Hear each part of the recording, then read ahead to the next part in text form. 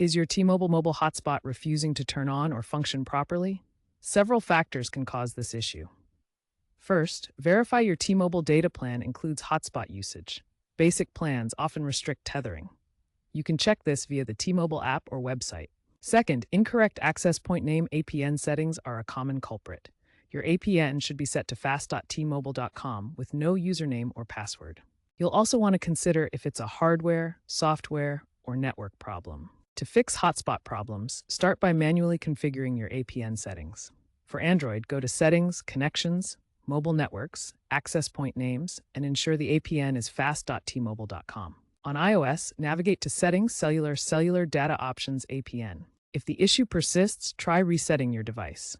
A soft reset or power cycle clears temporary glitches. A hard reset or factory reset erases data but can resolve persistent issues. Also consider switching to LTE-only mode or checking if your SIM card is properly inserted.